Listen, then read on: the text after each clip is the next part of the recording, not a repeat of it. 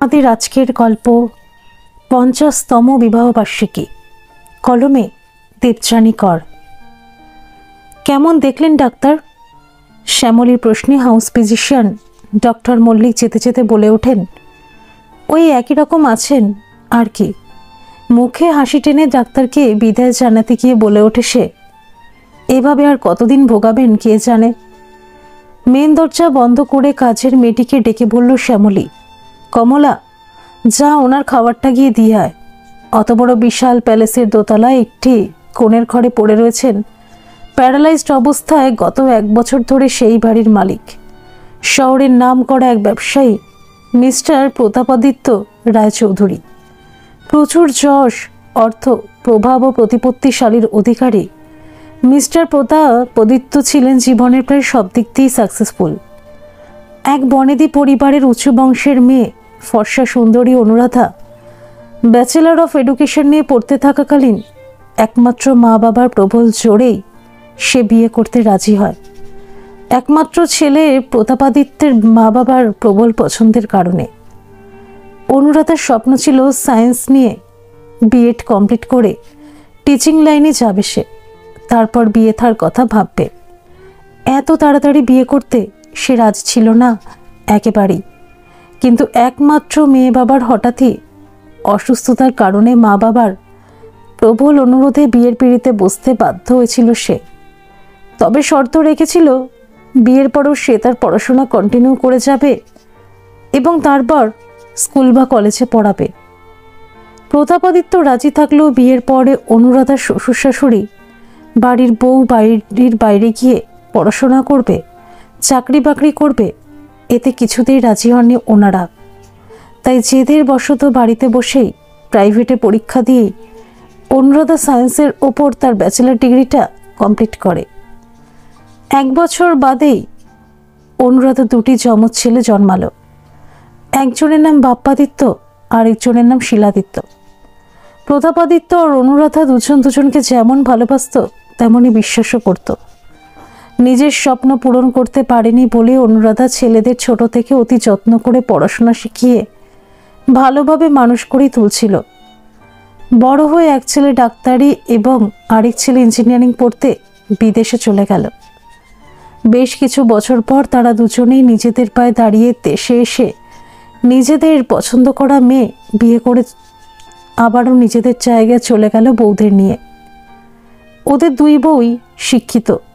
Bappaditya orthopaedic doctor আর তার বউ অনামিকা mechanical engineer, আর অন্যদিকে শিলাদিত্য কম্পিউটার ইঞ্জিনিয়ার আর তার বউ রুমঝুম ডাক্তার, একজন স্পেশালিস্ট সাইকোলজিস্ট। বাপ্পাদিত্য নিউ জার্সিতে থাকে আর শিলাদিত্য থাকে ক্যালিফোর্নিয়াতে এবং দুজনেই ওয়েল সেটেলড। তবে ওদের 2 ছেলে 2 প্রকৃতির। বাপ্পাদিত্য শান্ত স্বভাবের আর অনামিকাও নিজেদের মধ্যে থাকতেই বেশি ভালোবাসে। কারো কোনো ব্যাপারে তারা ইনভলভ হতে চায় না, বরং দায়িত্ব এড়িয়ে চলারই বেশি চেষ্টা করে। ওদের 4 বছরের একটি মেয়ে তানিয়া ভারী মিষ্টি। বাপ্পাদিত্যের বিয়ের 2 বছর বাদে শিলাদিত্যর বিয়ে হয়। ওদের এখনও কোনো বাচ্চা কাচ্চা হয়নি, তবে ওরা দুজনেই আবার খুব হইচই মেলামেশা করে চলতে ভালোবাসে এবং কারোর যে কোনো দরকারে বা প্রয়োজনে ঝাঁপিয়ে পড়া বা সাহায্যের হাত বাড়িয়ে দেওয়া ওদের দুজনেরই স্বভাব। তবে রুমঝুম যেমন হাসি খুশি মিষ্টির স্বভাবের, তেমনই ভীষণই স্পষ্ট বক্তা। কোনো অন্যায় দেখলে প্রতিবাদ করে উঠতে সে দ্বিতীয়বার ভাবে না। প্রতাপাদিত্য শুধুমাত্র অর্থ আর প্রতিপত্তির জোরেই গর্বিত নয়, ছেলেদের নিয়েও তার অহংকারের শেষ নেই। বিভিন্ন বড় বড় জায়গায় অনুষ্ঠানে বক্তৃতা দিতে গিয়ে অনেক বড় বড় মহান কথা বলেন তিনি, সত্যি মিথ্যে মিশিয়ে নানান লোকের নজর কাড়তে। বিভিন্ন জায়গায় ফান্ডে ডোনেশনও করেন তিনি শুধুমাত্র নাম কেনার জন্যে। ওনার চারিদিকে চেলা চামুন্ডার অভাব নেই। তাছাড়াও টাকা দিয়ে বিভিন্ন জায়গায় গুন্ডা পুষে রেখেছেন তিনি। অন্তর্মহলে থাকা সহজ সরল অনুরাধা তার স্বামীর সম্মানে গর্বিত বোধ করে। স্বামীকে যেমন প্রাণ দিয়ে ভালোবাসে তেমনই বিশ্বাসও করে চলেছে। কিন্তু রুমঝুম তার শ্বশুরকে বিয়ের পর থেকে কোনোদিনই পছন্দ করে উঠতে পারেনি। ওনার কথাবার্তায় সব জানতা ভাব, তীব্র অহংকার আর চালবোলের মধ্যে কিসের যেন একটা অসঙ্গতি বুঝে পায় শিলাদিত্য স্ত্রী রুমঝুম। নিজের মাকে ছোটবেলাতেই হারিয়েছে বলে অনুরাধাকে সে নিজের মায়ের আসনে বসিয়েছে। শাশুড়ি মাকে সে যেমন প্রাণ দিয়ে ভালোবাসে তেমনই রেসপেক্টও করে। অনুরাধা রুমঝুমকে নিজের মেয়ের মতনই ভালোবাসে। একবার প্রতাপাদিত্য কথায় কথায় মাকে নিয়ে অবজ্ঞার ছলে ঠেস দিয়ে কি বলে উঠতেই রুমঝুম ভীষণভাবে কেঁপে গিয়ে ফোঁস করে ওঠে, বলে, আপনি নিজেকে এত সবজান্তা ভাব দেখান কেন বলুন তো? আপনার কথার ভাব বা ভাষা আমি কিছুই বুঝতে পারি না বলে মনে করেন নাকি আপনি? আপনি আপনার কথার ছলে মায়ের মতন ভালো মানুষকে বা বাইরের লোককে ভোলাতে পারলেও আমাকে আপনি ভোলাতে পারবেন না। আপনি অনেক ভাগ্য করে মায়ের মতন মানুষকে পেয়েছেন। হ্যাঁ, হয়তো আপনার অর্থ আর ক্ষমতার জোরে অনেককেই বোঝাতে বা বোকা বানাতে পারেন, কিন্তু আমাকে নয়, আর সেই চেষ্টাও কোনোদিনই করবেন না।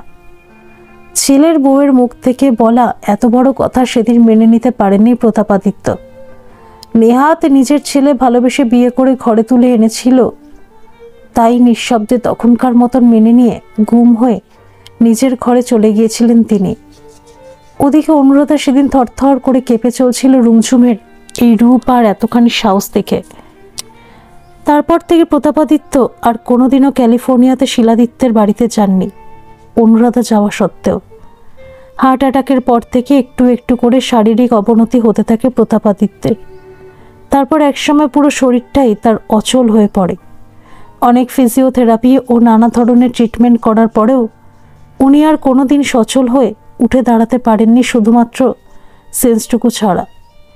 ডাক্তার এসে মাঝে মধ্যে দেখে যান, এখনো মোটামুটি কানে শুনতে পান, চোখেও দেখতে পান, শুধু অঙ্গ প্রত্যঙ্গগুলো সব অবশ হয়ে গেছে ওনার। বাকশক্তিটুকুও চিরদিনের মতো হারিয়ে ফেলেছেন। বলার ইচ্ছেটুকু থাকলেও কিছুই প্রকাশ করতে পারেন না তিনি। কাকে যেন সবসময় খুঁজে বেড়ান চোখ দুটো নিয়ে। মাঝখান দিয়ে একটা বছর কেটে গেল। স্ত্রী অনুরাধা পড়ে আছেন এক বৃদ্ধাশ্রমে। সেখানে তিনি স্বাধীনভাবে চলাফেরা করে চলেছেন। কারোর জন্য কোনো চিন্তা নেই আর তার। এত বড় বাড়িটাতে শ্যামলী দাপটের সাথে সংসার করে চলেছে তার 1.5 বছরের একমাত্র মেয়ে ফুলটুসিকে নিয়ে। বাড়িতে একটা আয়া 24 ঘন্টা রয়েছে প্রতাপাদিত্যের দেখাশোনা করার জন্য। তাছাড়াও সারাদিনের জন্য দুটো কাজের মেয়ে। ফুলটুসিকে দেখভাল করার জন্য একজন সারাদিনের নানি আর গাড়ির সাথে ড্রাইভার তো রয়েছেই। যখন তখন নানির কাছে মেয়েকে রেখে দিয়ে গাড়িতে করে কখনো জিমে, কখনো বিউটি পার্লারে, আবার কখনো বড় বড় শপিং মলে ইচ্ছে মতন ঘুরে বেড়ায় শ্যামলী। যখন যেটা মন চায় কিনে নিয়ে আসে সে তার পছন্দ মতো।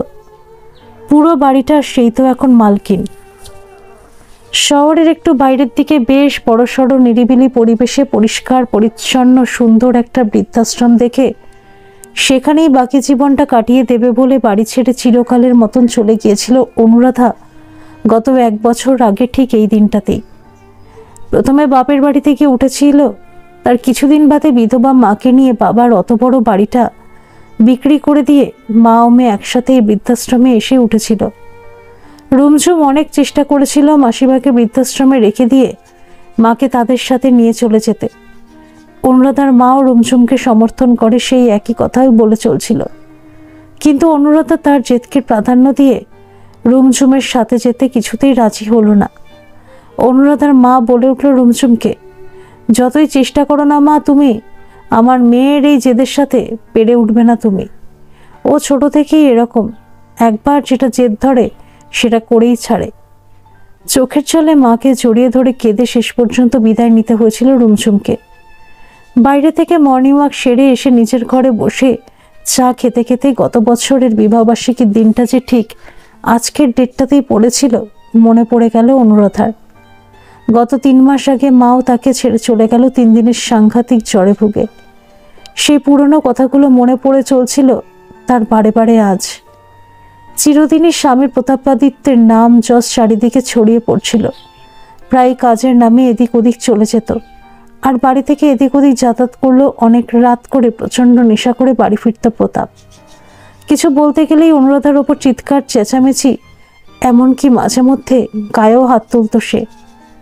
অনুরাধা আর থাকতে না পেরে রুমঝুমের কাছে কেঁদে কেঁদে সব বলতে লাগলো।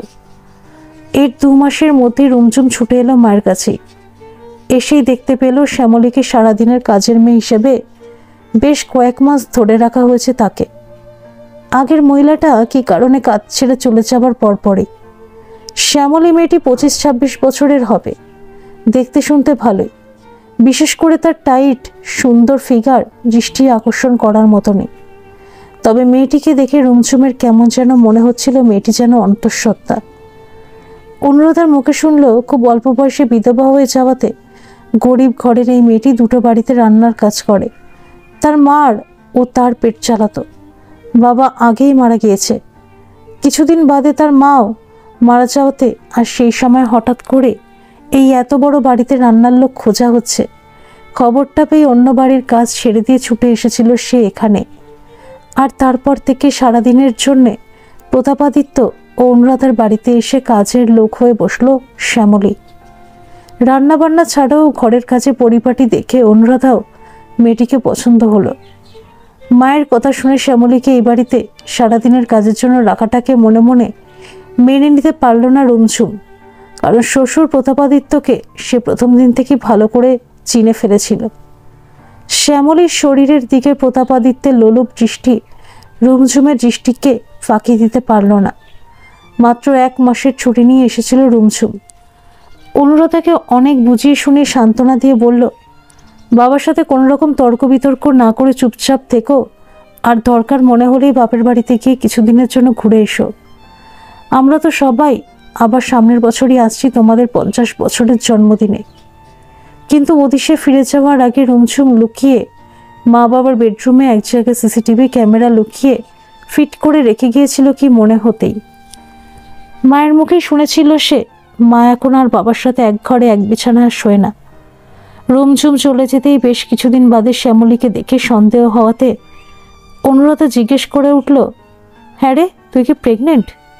শ্যামলী ধীরে ঘাড় নেড়ে উঠতে অনুরাধা জিজ্ঞেস করে বসল, কেই হাল করেছে তোর? শ্যামলী লজ্জায় মাথা নিচু করে কাঁদতে কাঁদতে বলল, আমার এক আত্মীয়ার আমার ওপর খুব লোভ ছিল। একদিন রাতে হঠাৎ করে ঘরে আমার ঢুকে পড়ে আমাকে ভয় দেখিয়ে ধর্ষণ করে, আর তারপর থেকে আরও অনেকবার লুকিয়ে আমার ঘরের দরজা ভেঙে ঢুকে পড়ে আমাকে ধর্ষণ করে চলে যায়। আর যাবার সময় বলেছে আমি যদি তার কথা কাউকে জানাই তাহলে সে আমাকে মেরে ফেলবে একেবারে। কথাটা শুনেই ভীষণ নজরে চমকে ওঠে অনুরাধা। বলে, আজ থেকে তুই আর বাড়ি যাবি না, এখানেই থাকবি, বুঝলি? শ্যামলী ধীরে ঘাড় নেড়ে ওঠে। এর 2 দিন বাদে আবারও প্রতাপাদিত্যকে মাঝরাতে নেশার ঘরে টলতে টলতে বাড়ি ফিরতে দেখে অনুরাধা। রাগিয়ে চেঁচিয়ে বলে ওঠে, আজ থেকে তোমার সাথে আমার কোনো সম্পর্ক আর নেই, কালই আমি এ বাড়ি ছেড়ে চলে যাব। প্রতাপাদিত্য তার দ্বিগুণ চেঁচিয়ে বলে ওঠে, যা যা, এক্ষুনি আমার চোখের সামনে দিয়ে বেরিয়ে যা, এটা আমার বাড়ি, আমি আমার বাড়িতে যা ইচ্ছে তাই করব। টলতে টলতে নিজের ঘরে বিছানায় গিয়ে শুয়ে পড়ল সে। পরদিন সকালে সুটকেসে কিছু শাড়ি জামা কাপড় ভরে নিয়ে অনুরাধা নিজের বাপের বাড়িতে চলে গেল। প্রচণ্ড ডিপ্রেশনে ভুগছিল সে। আসার সময় তাড়াহুড়োতে ওষুধগুলো আনতে একেবারেই ভুলে গিয়েছিল। প্রেসক্রিপশনও ওষুধের সাথেই পড়েছিল ওই বাড়িতে, তার বেডরুমের আলমারিতে। যাবে না করেও পরের দিন ওষুধগুলো আনতে ও বাড়িতে যেতে বাধ্য হলো সে। তার কাছে ওই বাড়ির ডুপ্লিকেট একটা চাবি সবসময় থাকতো। বেলা 2টো নাগাদ ছুটে গেল ওই বাড়িতে। চুপি চুপি দরজা খুলে বেডরুমে গিয়ে ঢুকতেই যা দৃশ্য চোখে পড়ল, দেখেই অজ্ঞান হয়ে মাটিতে পড়ে গেল সে। তারপরে তাকে মেন্টাল অ্যাসাইলামে ভর্তি করে দিল প্রতাপাদিত্য। শ্যামলীর পেটের বাচ্চাটাকে নষ্ট করে দিতে বলেছিলেন প্রতাপাদিত্য, কিন্তু শ্যামলী একদিকে যেমন প্রথমে মা হওয়ার লোভটাকে সামলে উঠতে পারেনি, তেমনি অন্যদিকে অনুরাধা মায়ের এতটা কষ্ট আর শাস্তিও সে মেনে নিতে পারল না। ভয়ের চোটে রুমঝুম বৌদিকে কেঁদে কেঁদে ফোন করে সব সত্যিটা জানালো সে। রুমঝুম ছুটে এলো আবারও সাথে সাথে। প্রথমেই মাকে অ্যাসাইলাম থেকে বাড়ি ফিরিয়ে নিয়ে এলো। মাকে চোখে চোখে রাখতে লাগলো, আর এর দিন-কুড়ির মধ্যেই শ্যামলীর একটা ফুটফুটে মেয়ে হলো। রুমঝুম আসার পর থেকেই প্রতাপাদিত্য কাজ নিয়ে বাইরে কোথায় চলে গেল। এর ঠিক 1 মাস বাদে 22শে জানুয়ারি প্রতাপাদিত্য রায়চৌধুরী আর অনুরাধা রায়চৌধুরীর বিবাহবার্ষিকীর দিনটি ঘনিয়ে এলো। ওদের সেদিনের 50তম বিবাহ বার্ষিকীতে শহরের নামজাদা বড় বড় লোক ছাড়াও জানাশোনা এবং আত্মীয় স্বজন বন্ধু বান্ধব সব মিলিয়ে প্রায় 1000-1200 মতন লোক হয়েছিল। ছেলে বউ নাতনি সব একে একে এসে পৌঁছলো। সকাল থেকে সানাই বেজে চলেছে। শহরের এক বিশাল হোটেলে আয়োজন করা হয়েছে অনুষ্ঠানটার। ঝলছে উঠছে চারিদিকে আলোর রোশনাইতে। অনুরাধা একরকম চুপচাপ হয়ে গেছে। রুমঝুম মাকে আজ দারুণ সুন্দর এক বেনারসির গয়নাতে সাজিয়ে নিয়ে এসেছে। অন্যদিকে শ্যামলীকেও একটা বেনারসি দিয়ে খুব সুন্দর করে সেজে আসতে বলেছে তার সদ্য ছোট্ট হওয়া শিশুটিকে কোলে নিয়ে সেখানে। হোটেলে ভর্তি লোকজন সামনের সারির চেয়ারে বসে রয়েছে। রুমঝুম, তার এক পাশে অনুরাধা আর আরেক পাশে শ্যামলী বাচ্চা কোলে। অনুরাধা আর আরেক পাশে অনামিকা ও তার 2 ছেলে এবং নাতনি। প্রতাপাদিত্য আজ অপূর্ব কাজ করা তসর সিল্কের পাঞ্জাবি ও পায়জামার সাথে পায়ে নাগরাই পরে স্টেজে রাজার মতন দাঁড়িয়ে রয়েছেন। 1 ঘন্টা ধরে প্রতাপাদিত্য স্পিকার ফোন তুলে সত্যি মিথ্যে দিয়ে ঢাকা তার নানা ধরনের কার্যকলাপের ওপর লেকচার দিয়ে গেলেন। আর তারপরেই শ্রী অনুরাধাকে স্টেজে আসতে বললেন। সমর্থনা জানিয়ে বললেন, প্রতাপাদিত্য, মাই সুইটহার্ট, আমার একমাত্র সহধর্মিনী আজ যদি আমার পাশে না থাকতো তাহলে আমি কোনোদিনই আমার জীবনে এতটা সাকসেসফুল হতে পারতাম না।